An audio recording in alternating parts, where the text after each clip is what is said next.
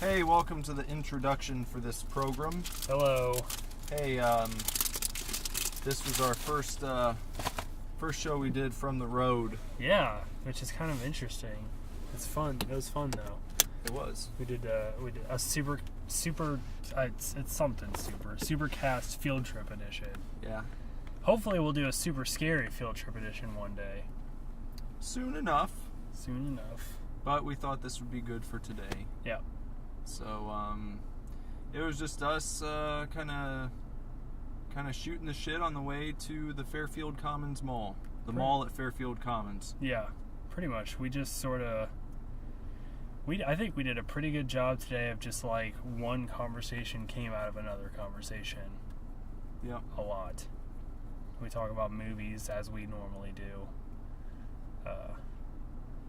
I can't even remember what we talked about. We went into the mall prior to recording this intro, so it's been a while. Yeah. But you'll enjoy the episode anyways. And once you've enjoyed it, make sure that you send us an email, because we still haven't received one. Ridiculous. And I know people are listening. Yeah. Because the play count, I can look at it, I see it increasing, which is good, but I want to hear from people. We want to hear from people. Yeah, me too. You know, I know you're out there, so just drop us a line, as they say. It's divorceclub@superdivorceme.com. You can also check us out on Facebook /SuperDivorce. You can check out the Divorce Club on Facebook. You can find us on Twitter @SuperDivorce, Snapchat @SuperDivorce, even though that's probably our least used social media. And then you can find us on Instagram @SuperDivorceBand. So we're all over the place. So yeah.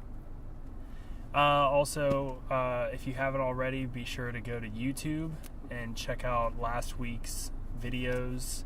The latest videos of Super Fanatics and Superscary. Also, a Super Tokens Show and Tell. Yeah, we had all of them last week.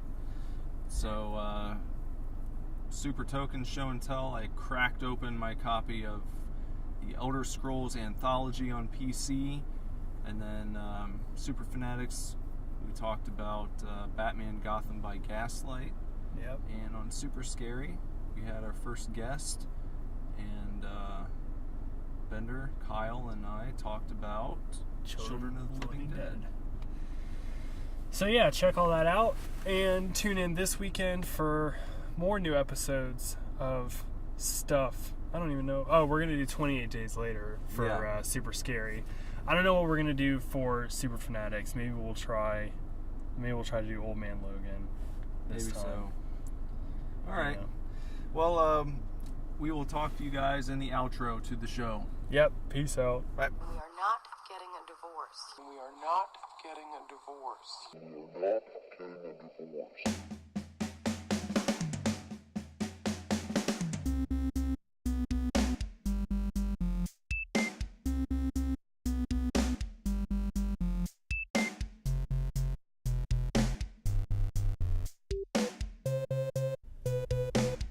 Hello everyone, welcome to the Super Divorce Supercast. I'm Nicholas here. I'm Bender.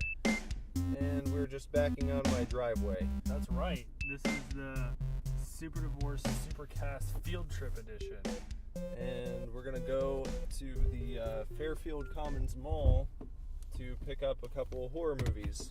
Which I'm super excited about because this particular mall still has an FYE, if you recall that store. A lot of them shut down, if I remember correctly.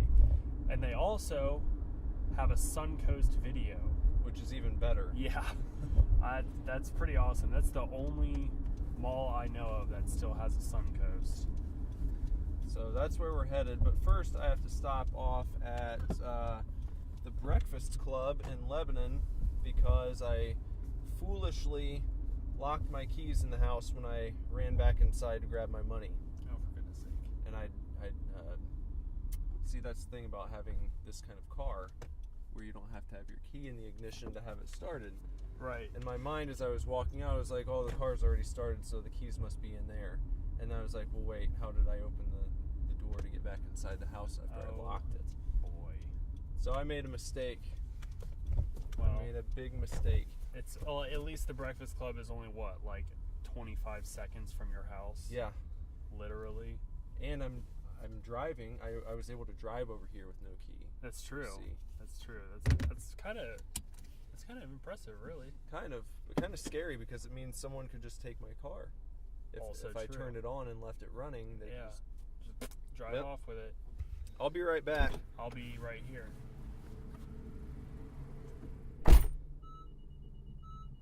I don't know what that beeping is. It happens every time he walks away from the car. So yeah, we're pretty excited about today's excursion. We've been planning this excursion for a while. Not a while, a week or so maybe. But every time we tried to go, something would come up. I've had to work a lot this week, and Nick has had his hands full with a lot of editing of the videos. They took a little extra time this week. So to find out why, make sure you check out our episode of Super Fanatics. I was having a bit of an off day, but Nick goes over Gotham by Gaslight, a Batman story where Batman has to track down Jack the Ripper. And then our video that came out yesterday night, very late, but yesterday, a new Superscary episode where we had our first special guest, Kyle, and we talk about Children of the Living Dead. So those were last week. I forget this comes out on Tuesdays, but it's Sunday right now, so you have to forgive me for, a messed up timeline. Anyway, here comes Nick. Got the keys. All right, there we go. I was just reminding everybody to check out the latest episodes of our stuff that came out last weekend. A lot of good stuff. Yeah.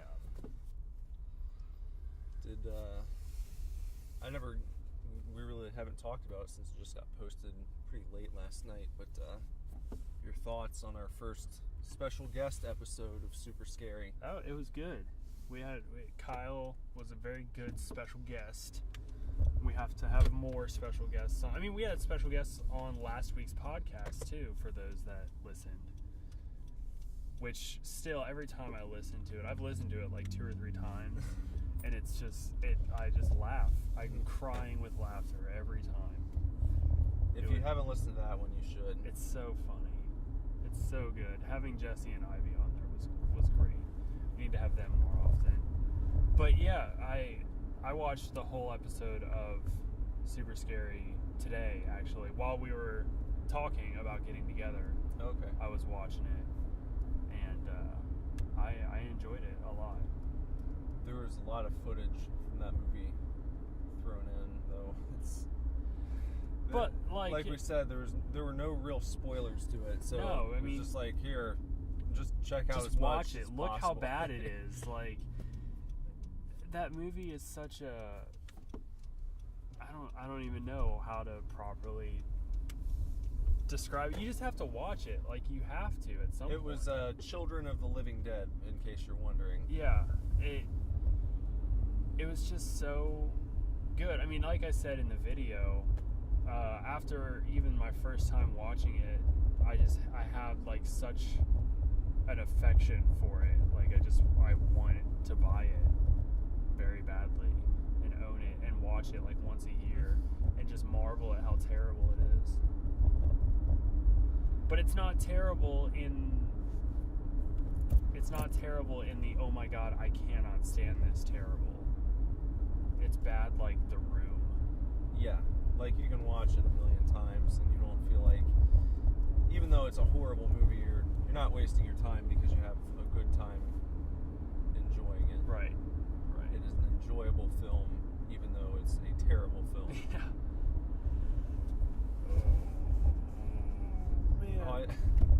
I just looked at the clock and I was thinking, it's not 2 already.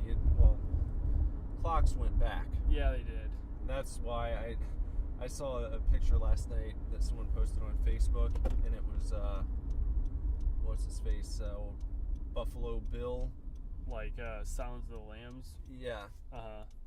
And, like, it was a meme picture, and the top said, "Don't forget to tuck your cocks back. I mean, set your clocks back." That's good. That's good. I might have to find that and post that, or at least Instagram that. Did you see? I think you liked it because you only use the band's Instagram. You don't have your own. But the picture that I posted recently, where my fucking principal from high school just roasted me about how that. emo I was. Yeah. I was like, thank you very much. What was that picture you were holding up? It was a picture of me, like it was a selfie that I had taken and then printed out and then took another picture of me holding the picture. Because it looked like an old school picture that you would have printed out like in the dark room. It was just like it was just like a large, just 8x10 print at home. I didn't know if you were like photography kid. I did. No, I was. I did do darkroom in college. The 1 year I went to college, I did darkroom photography. It was probably the coolest thing ever. Mm-hmm. But it's like a fucking dead art form now. Yeah. And it sucks because it really was. Darkroom was super fun. Really just like interesting and weird, and I kind of wish that I would have stuck with it. But sometime in my college career, I was just like, what am I going to do as a photographer? And then, dropped out. That's okay. I only went one, well, not even a full year. Yeah. I just went one semester at Sinclair. I don't have a desire to study the same thing for 4 years and then get a job. Like, I don't like anything enough to study it for that long and then get a job in that field. I don't know. I sometimes I think like people that go to college for music, like to be a musician, like you can only achieve so much success as a college instrument graduate, because like how many bands are just like, yeah, I went to college for 4 years and studied how to play guitar, and came out of it on the other side and picked up this band, and now here we are with our third album. I guess it depends on what type of music you want to play. But I feel like if you study it for long enough, you always want to play like complicated classic or jazz or something like that. Yeah, that's what I'm saying. If that's your interest, then you can definitely benefit from going to school and learning from like world-class musicians who also went to school and did the same kind of thing. Right. But even that, my dad being a jazz musician, he's told me that you can work yourself into a place where you're so worried about being technically correct, and like you can overthink it. Right. If you dwell on the sort of mechanical and rigid side of things for too long, and don't allow yourself the freedom to just improvise sometimes. And it's kind of the same thing. I used to always get told by a former boss of mine not to go to school for cooking, because I had never cooked prior to getting a job as a cook, which is pretty lucky on my part, I guess, when you think about it. But once I had the job and this chef took over after a year and started teaching me things, he was just like, yeah, don't waste your time, because you're going to learn a lot more just working alongside like somebody who's better than you. Yeah. Than you will like having to go to school and be taught things and whatever. And I have now. I mean, like I don't know how much farther I would be had I gone to school, but for the type of food that I work in and the industry that I work in, I've learned everything just from other people.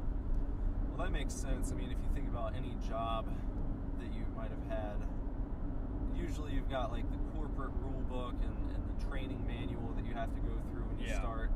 But you find out once you actually begin working, when you're around people who've been doing the job longer than you, there's a lot of shit in the handbook that gets thrown out the window immediately. Yeah. Where they're like, no, we don't do it that way because it's stupid and it doesn't work. So here's how to do it. And I'm sure it's the same thing in cooking. You know, I never was a chef, but working in a just Papa Murphy's pizza place, you know, I know kind of what it's like to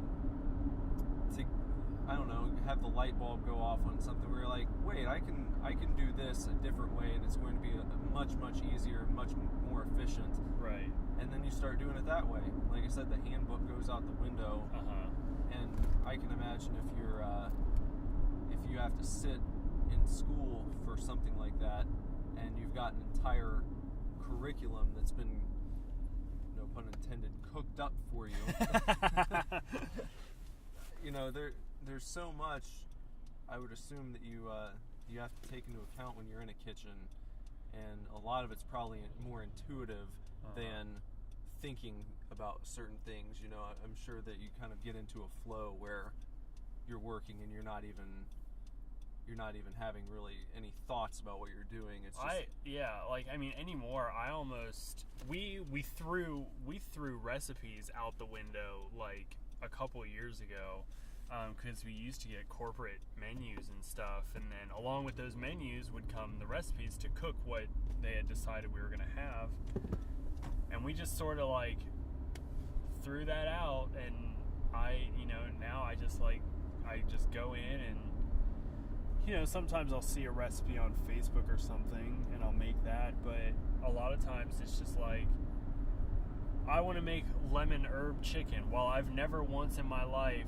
read a recipe for lemon herb chicken, but fuck it, like, I bet you I can do it. Yeah. And then it's just like lemon juice and a bunch of random seasonings that typically go together, and then boom, lemon herb chicken. Well, I feel like you can kind of, I don't know, if you've been cooking for a while, you probably know that you don't use a full drinking glass of lemon juice on the chicken, you know, and you also don't use a pinch. Even I have an idea of about how much you would probably want, and you don't, like, I don't know, you don't typically want to mix like chili powder and curry because that's just too much. So, it's, or you don't, you probably don't want to put like cinnamon in your lemon chicken. So yeah, I don't know. I just fucking really just do whatever I want. A lot of times, sometimes it kind of sucks because a lot of times I just like throw shit together and it ends up tasting really good, and then the next time I go to make it, I'm like, okay, well, what did I do last time? And it sucks, but it's kind of interesting. Like, every time I make like beef stew, which is something that I really like to make, it's just like slightly different every time because I never remember what I did the last time. We haven't checked in with Esther in a while. Oh, she did something the other day. What was it? Well, first of all, every single day she complains, but during her complaints say, this is the first time I've ever had a problem with the food. And she does that every day. I can't even remember. Do you think she honestly forgets complaining before, or do you think she's just bullshitting? No, I think she honestly forgets. Okay. So, like, it's, you try to... It's difficult to have sympathy, but ultimately you can't really get that mad about it because she doesn't know. I mean, I still, like, it's annoying, and I get upset, and I get angry about it, but it goes away in, like, 2 minutes, because it's just, like, at the end of the day, it's just like, well, fuck it, I guess, she doesn't know anyways, so just give her what she wants. She did do a couple things this week, and I can't even remember them. They weren't, like, super crazy or anything. This has me thinking, can you recall any horror movies that have taken place in, like, a retirement home or a nursing Bubba home? Hotep. That's right. Yeah, that is. I haven't seen that movie in, I don't know. I've only seen it once. It was a long time ago too. I don't recall particularly liking it. I liked it. I remember liking it anyway. I don't remember a lot about it, but I think it's some. I think it was definitely a goofy. Yeah. Film. Well, and I think I would, at this point, I would have a higher appreciation for Bruce Campbell and his acting style. So upon rewatching it, I might like it more. But yeah, that was a long time ago when I was just getting into horror. I don't even know why I watched it. I guess it's just because it was a movie. Like, just something to see, Yeah. I had this idea the other day. I don't know if you saw it on Facebook, but the current season of American Horror Story is about Roanoke. No, I haven't. Okay, well, it's about Roanoke. Do you know what Roanoke is? Like the place? Yeah. Yeah. Like the colony that just, like, disappeared. So, the current American Horror Story is about Roanoke, but I had this idea the other day. I was like, oh, the story's called My Roanoke Nightmare. But I had this idea to have a horror comedy set on a college campus where, like, in the past, a group of fraternity brothers, like, mysteriously go missing, like 30 of them or something. They all just, like, disappear. And, like, 100 years later, you've got your main characters or whatever, and the fraternity brothers, like, come back to haunt the campus, and maybe they like kill people with beer bongs or something, like something like that. And obviously the title of the movie would be My Roanoke Nightmare. So it would be like, I guess you'd start it off at like Roanoke University. Roanoke University, yeah, exactly. The Roanoke is known because, like, the colony disappeared, but they had carved the word Croatoan into a tree.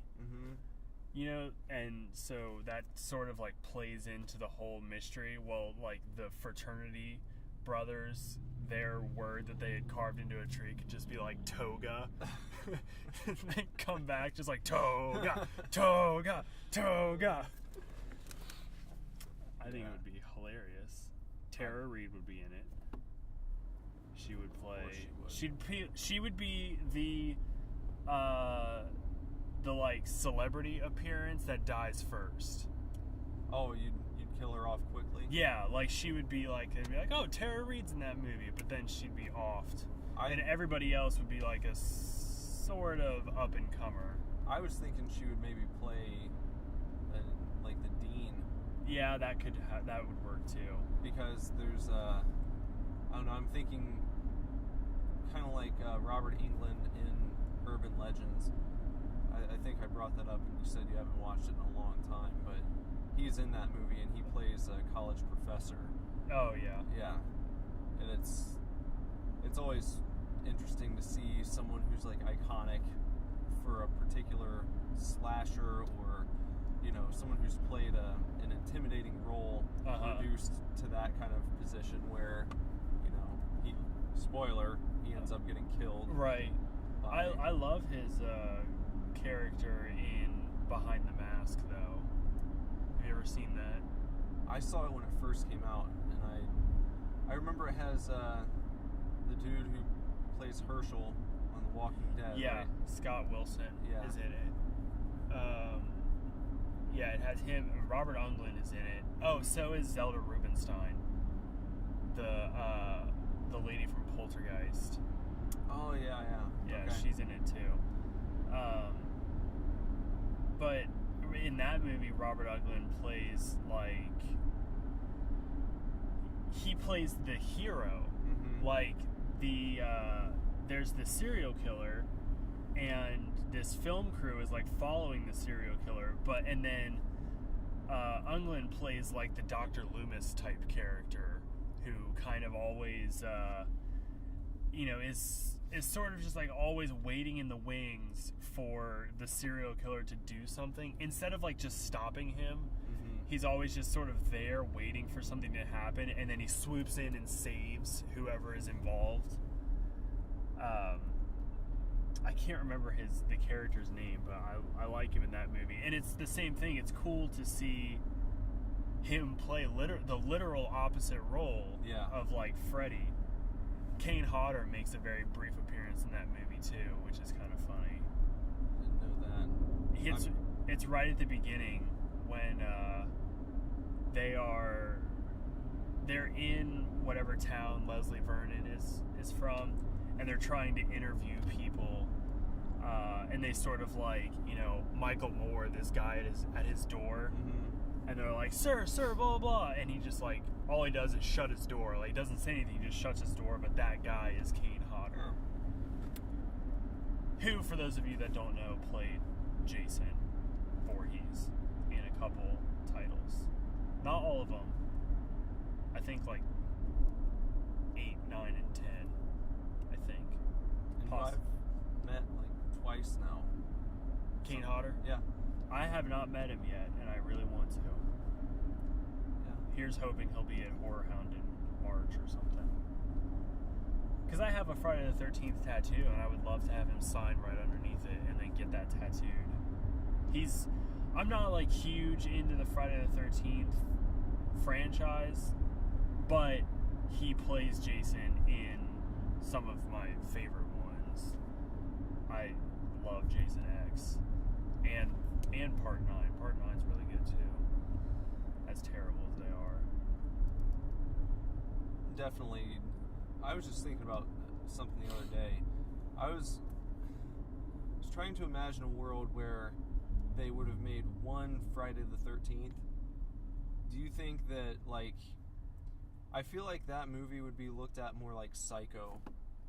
Yeah. Or the series. Well, it wouldn't be a series, it would just be the one movie. One. But if you would have stopped there... At the first, maybe? Yeah, and you take out the Jason the at the ending end.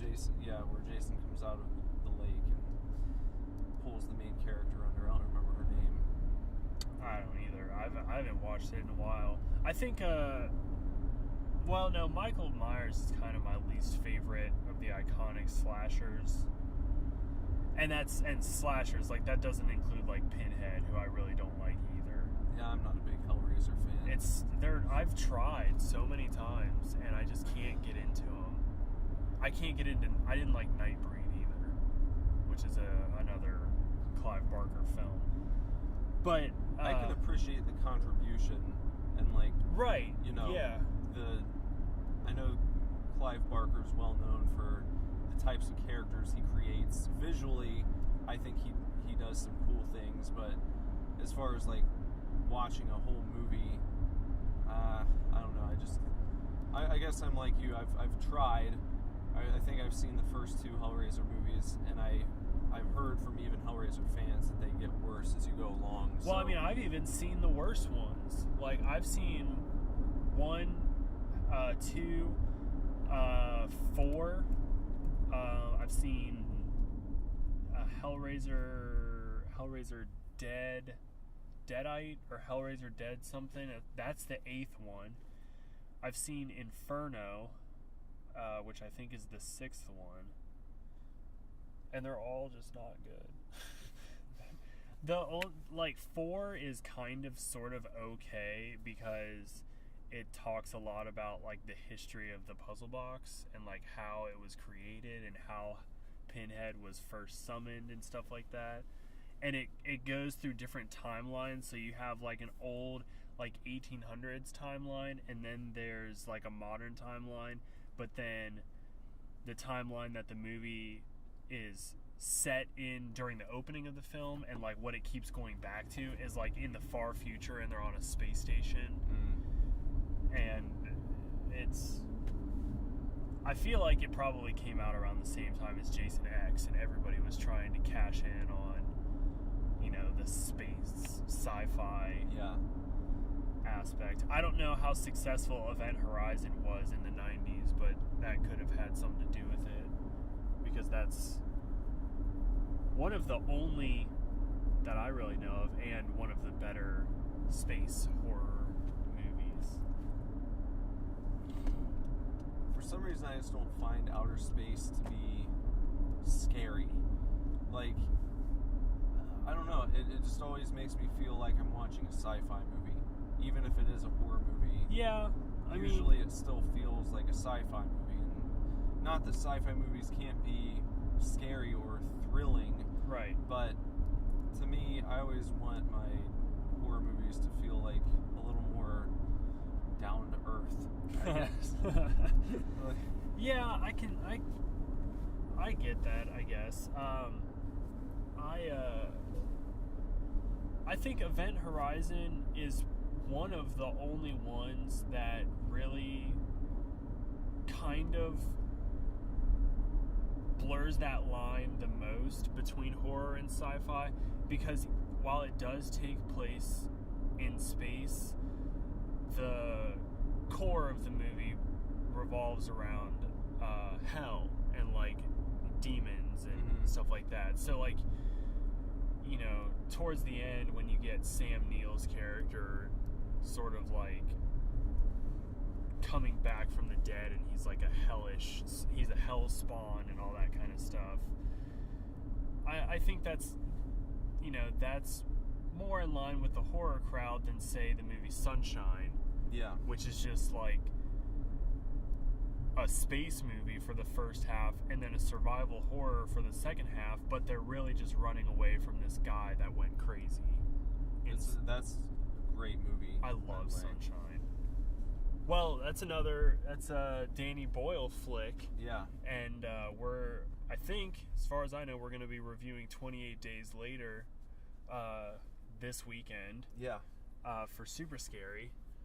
And, Danny Boyle, 28 Days Later is great, but I loved Sunshine. Really, really excellent film. Just awesome. You have to check that out if you haven't seen it. I mean, in the grouping of space horror movies, that's about as close as you're going to get, really, to another real horror movie. The only other one I've really watched or seen is Pandorum, and that throws aliens into it, so it's not quite so. It's much more sci-fi. I guess the thing that makes the first Alien movie more in the vein of a horror movie is the fact that it is, I don't know, it feels a little more desperate. It's not so action-oriented.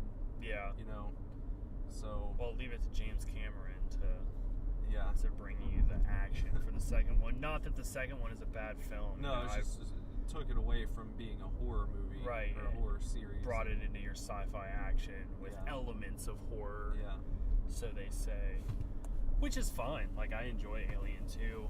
Yeah, and I don't want to give the impression that I don't like sci-fi. It's just that usually if I want to watch a horror movie, I will watch something that takes place on the planet Earth.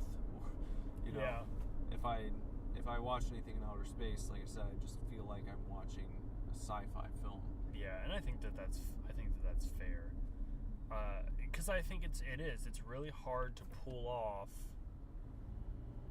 you know, horror in that sort of a environment, because you end up just walking the sci-fi line. Especially when so much of sci-fi, I guess, really plays on like psychology and putting you on the edge of your seat and really making you think about some things that are kind of uncomfortable, you know? Right.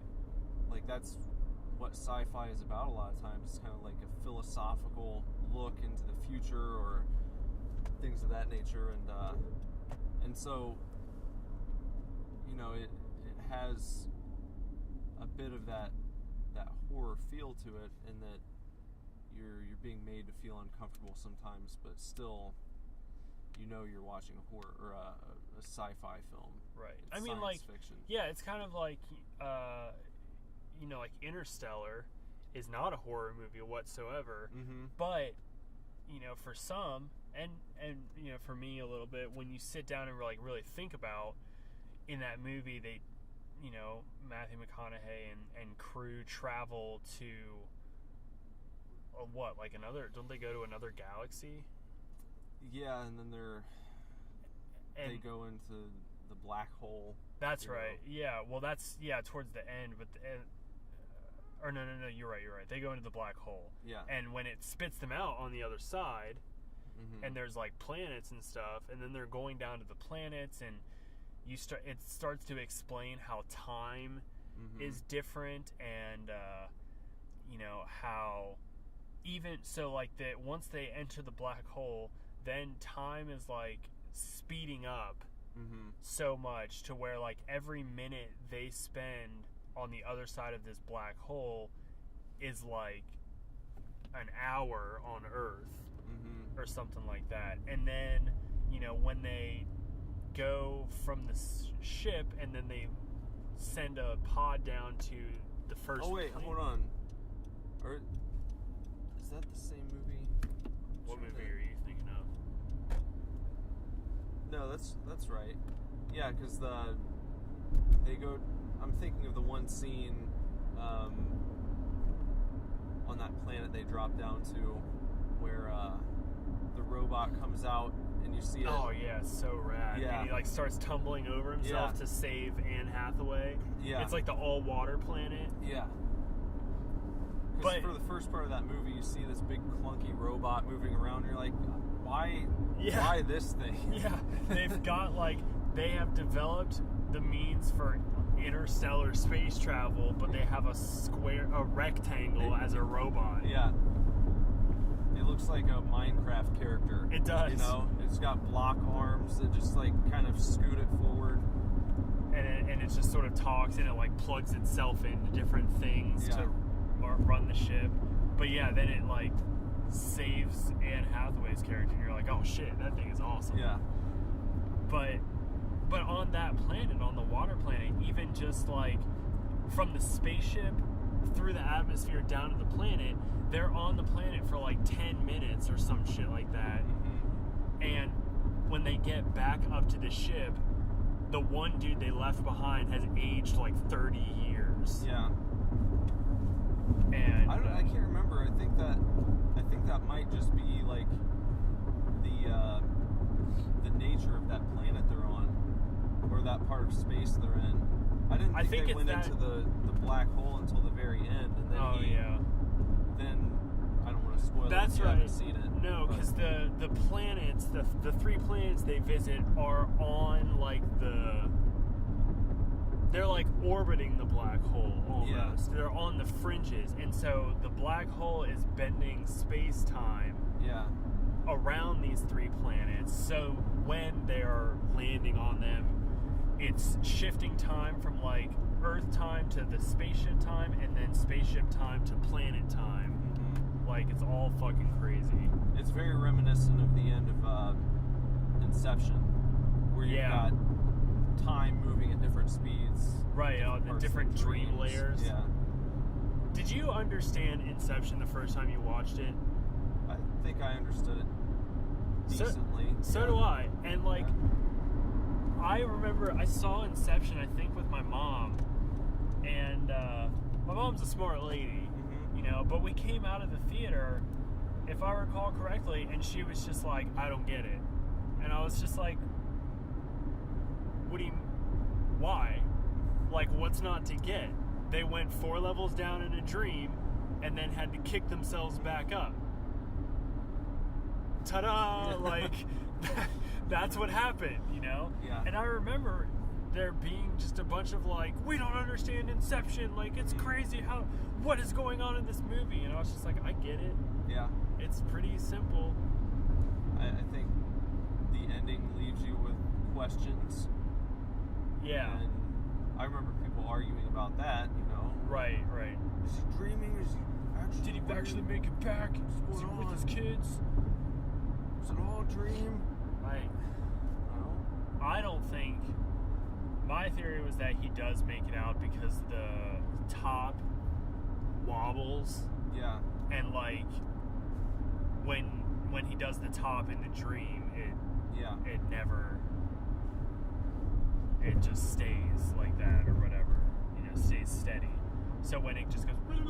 wobbles a little bit, I was like, okay, I'm just going to go ahead and assume that he made it out because it'll make me feel better about everything that's going on. Yeah. What are some other movies people didn't understand? Major movies, because God knows there's plenty of art house movies that you're just like, what the fuck? Those are a lot of times made so that people don't understand them. True. But yeah, major films that people haven't understood.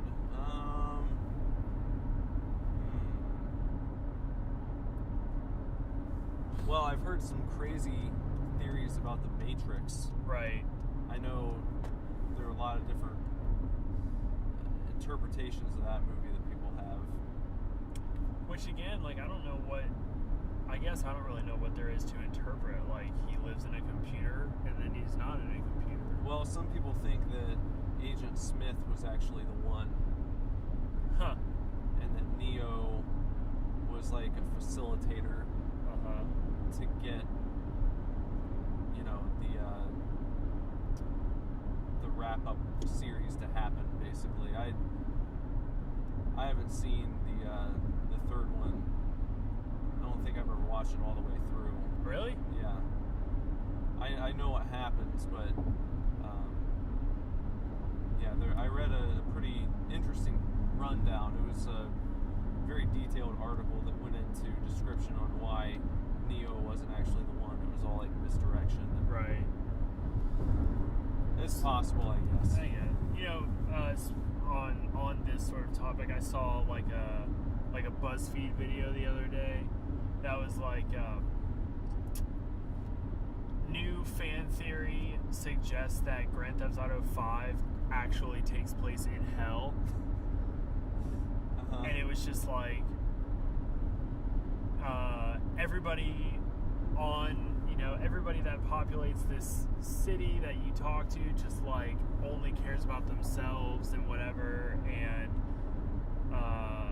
it's practically impossible to just not commit crimes, and the land is, you know, this giant island, but it's surrounded by miles and miles of water, and you have planes and boats that never leave even though they exist and all this stuff. And it was just like, so basically you're like in purgatory or you're in hell. And I was just like, I think you're stretching because it's a fucking video game. Yeah. Like, there's no way that they can render an entire fucking universe to give you, I mean, aside from No Man's Sky, but that's a different type of beast. Yeah.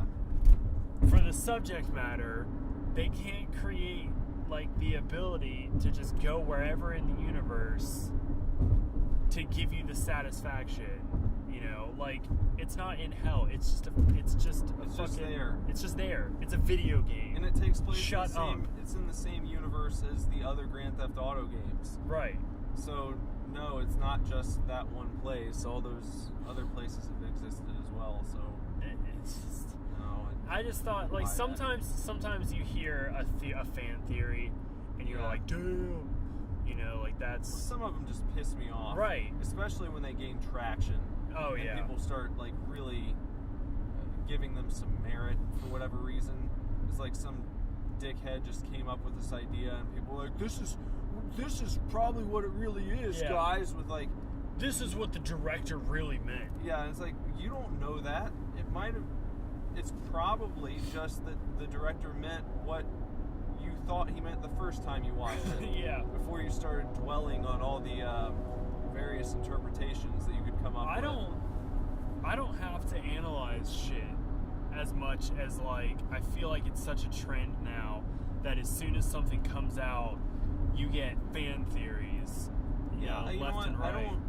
I don't have a problem with people thinking about things and maybe taking the time to apply particular elements from a story or a movie into their own lives, or hey, this means this to me. That's fine.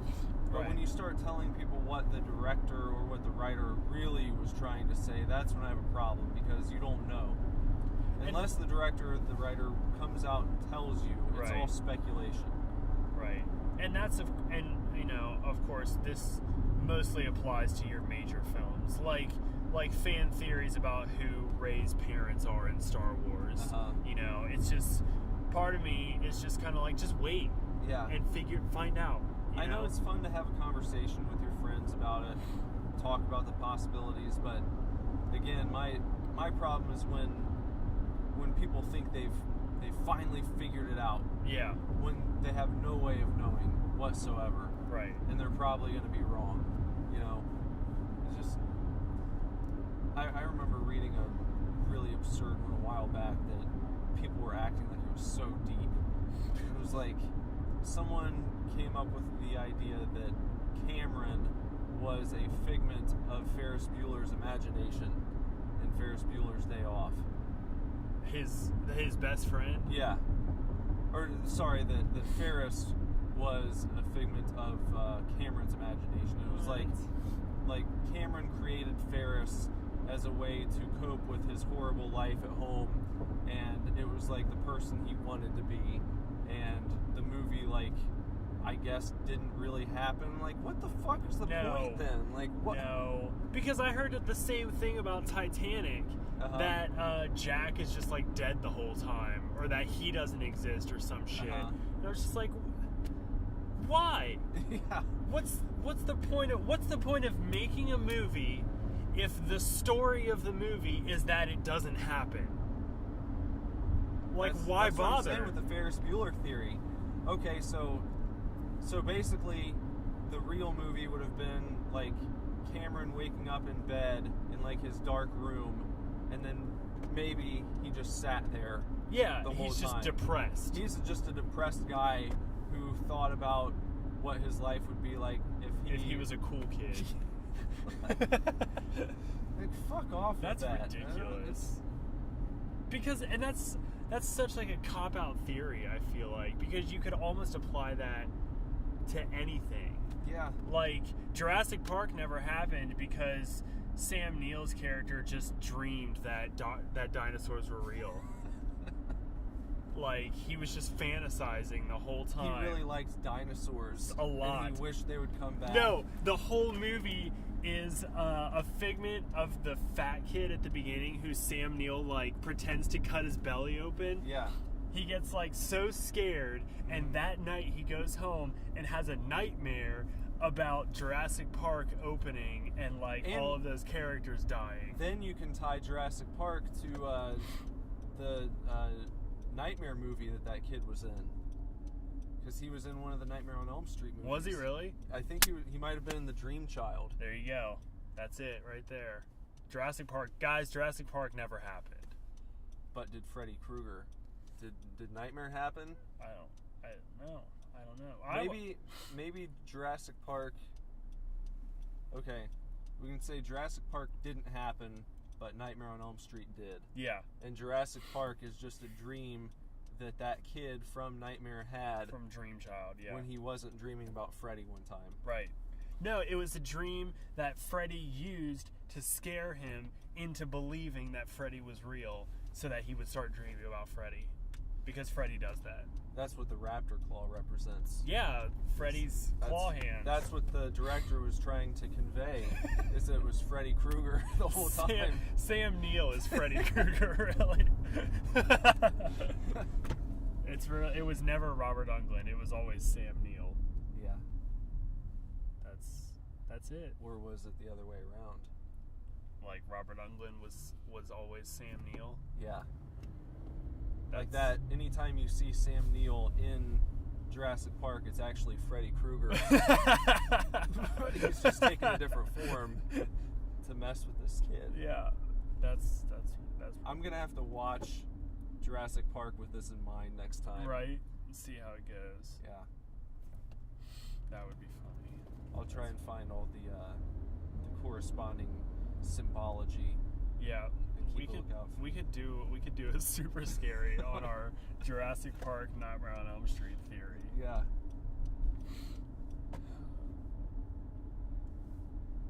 That's it. That's awesome. Well, we're about to pull into the parking lot of the mall at Fairfield Commons, not Fairfield Commons Mall. I don't think I've ever been to this mall. You haven't? I don't think so. Really? Really. When this opened up, it was a big deal. It looks like it. It looks like a nice area. Yeah, it was because the Dayton Mall. It's like Right.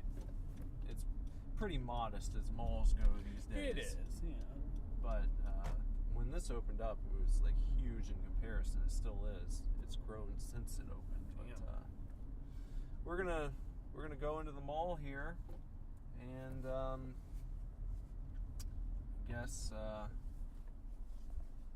guess we'll see you guys. We'll see you in the outro after our mall trip. The outro will be recorded after the mall trip. And we'll give you a brief summary of our expedition. Alright, we'll see you guys soon. Bye, guys. Bye.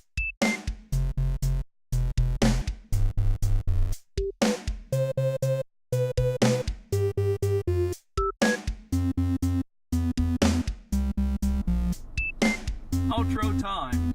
We just got back from the mall. And it was a good trip to the mall. Yeah. Successful trip to the mall. I don't know about you, but I browsed through every single video in the horror section. Yeah, I tried to. I mean, I did. I browsed, but I was really trying to look for specifically Arrow and Scream Factory releases. That's what I kind of had my sights set on. Anytime I saw the clear plastic, Yeah, it's like, oh, yes! the Arrow releases come in a clear plastic Blu-ray It's case. awesome. It's awesome. Kind of like the PS3 games did. Yeah. Yeah. And they have a nice crispy, heavy-duty wrap on the outside. Yeah, and they're just nice, heavy, because they come with booklets and things, and they're just good. It's a good product. Arrow and Scream Factory make good-ass products. So we picked up movies for our double feature that's not this weekend, but the following episode of Super Scary will be our double feature of The Mutilator and Contamination. Yeah. Mutilator and Contamination. Both Arrow film releases. And yours is Italian, correct? Yeah. I've never seen it. Who directed it? Did it say? Hold on, let me Let's take a look here. take it out of the bag.